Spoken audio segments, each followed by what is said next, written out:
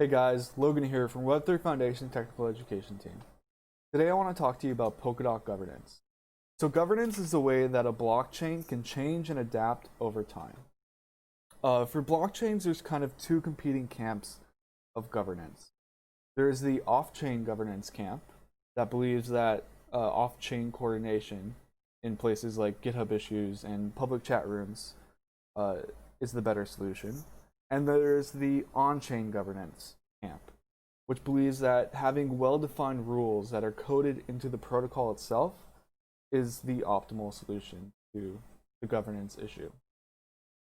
So Polkadot takes the stance that on-chain governance is best.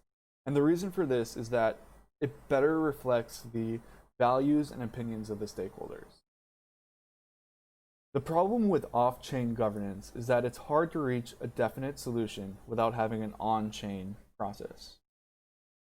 With off-chain governance, you have coordination happening in many different channels and no central place that the final result will get recorded. This can lead to major schisms in the community and eventually into the network itself via hard fork.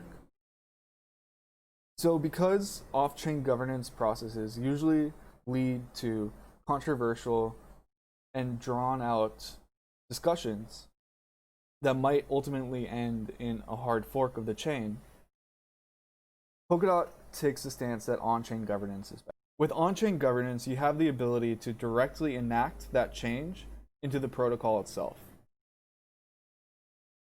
So why is governance needed for blockchain? I'll give you 3 reasons why. One reason is to add new features to the chain. A second reason is to change chain constants or parameters that were set at the beginning but might not be the optimal setting later on. And the third reason is to fix bugs or obvious mistakes that have happened in the operation of the chain. So let me give you a concrete example of the first one, adding a new feature. So let's say there's a cryptographic researcher that has discovered a new cryptographic primitive. Now this primitive has been shown in theory to increase the security of Polkadot. So what this researcher can do is then hire a coder or code themselves this change into the protocol and propose it in one of the public proposal processes of Polkadot. This proposal will move to a referendum and be voted on by every dot holder in the system. If the dot holders believe that this new cryptographic primitive will increase the security of Polkadot, like the researcher proposes it does, then they can vote for that and approve that change.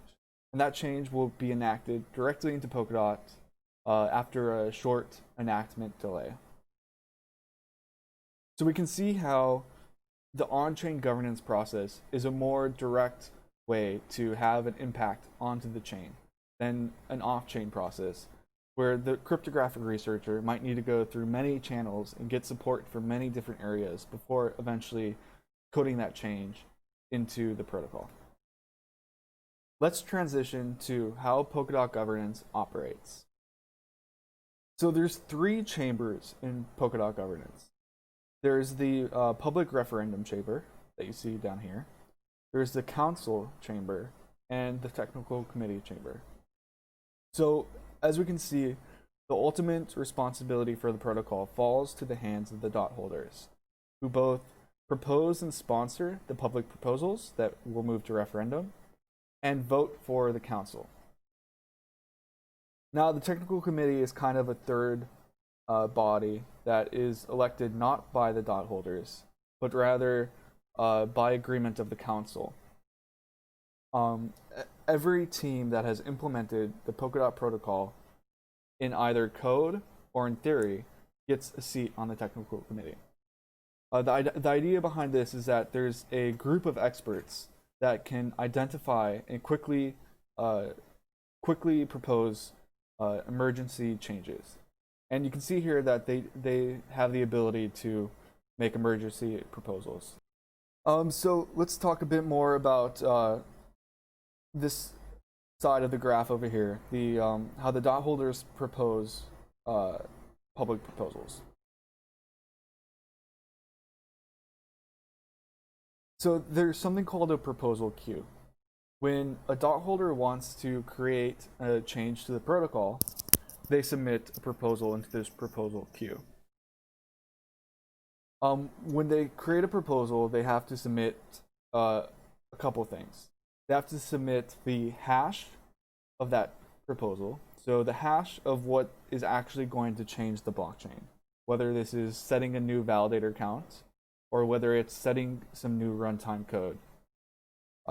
Instead of submitting the entire data, which could be very large in the case of changing the runtime code, they simply submit a hash of that data, which is a constant size of 32 bytes. Alongside this hash, they have to submit also a deposit. Now there's a minimum deposit that they have to submit, but they can also submit a deposit that's higher than the minimum. Now this deposit, combined with all of the seconded deposits, which I'll talk more about in just a second, is what pushes a proposal higher up on the queue. So if we look on the left here, we see that there's 3 items in this queue. One with different deposits. One with a 6 dot deposit, one with a 2 dot deposit, and one with a 7 dot deposit. So in reality, this proposal down here with the 7 dot deposit would be at the top of the queue. Now there's also this seconding mechanism. So the seconding mechanism works like this. Any dot holder can look at the proposal queue and see a proposal that they might agree with.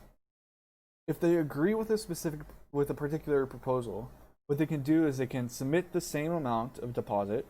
So for this first one, it would be a 6 dot deposit,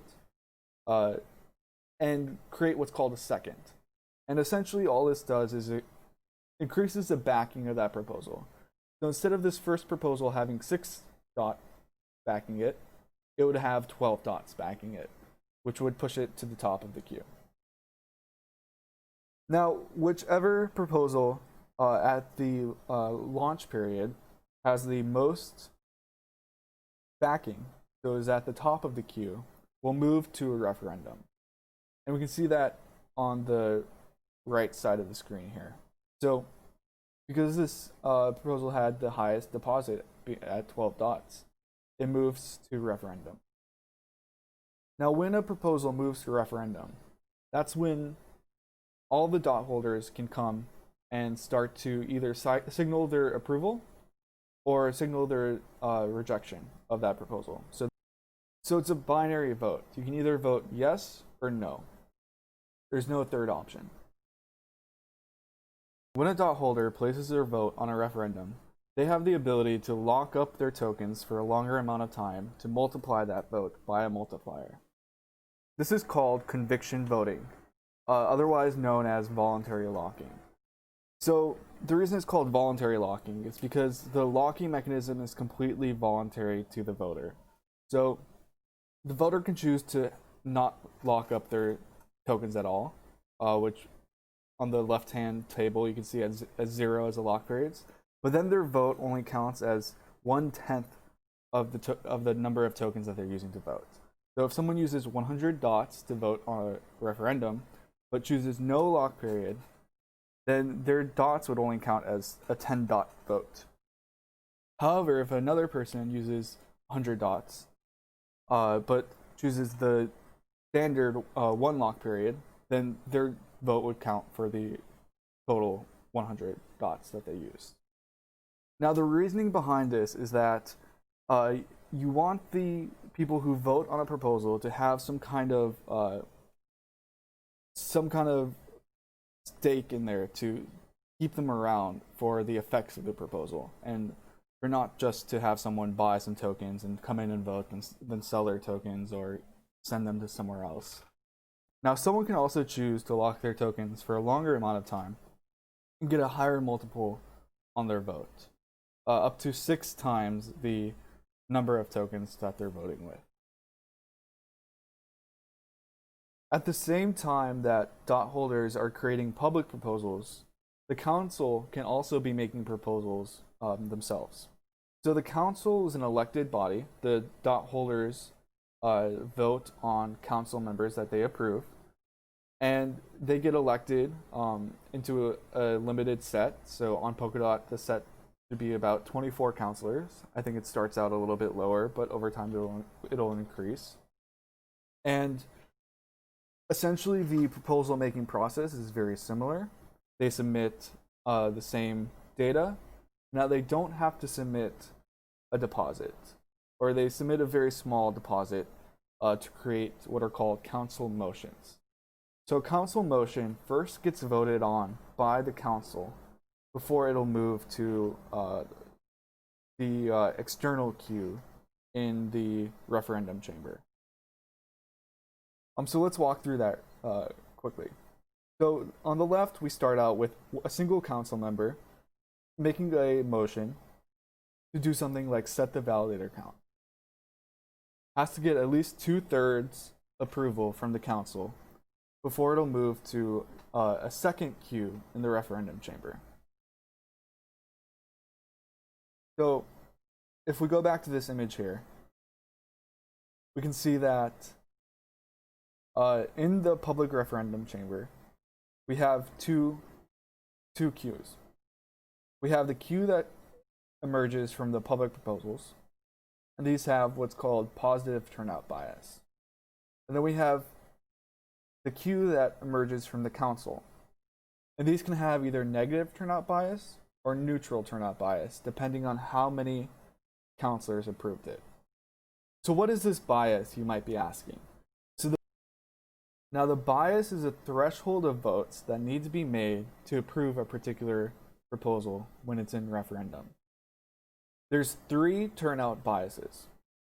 There's a positive turnout bias, which initially starts at a very high threshold and lowers as the turnout increases.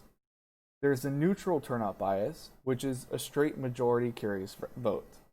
So 50% plus 1 of the stake that votes needs to vote for it to pass.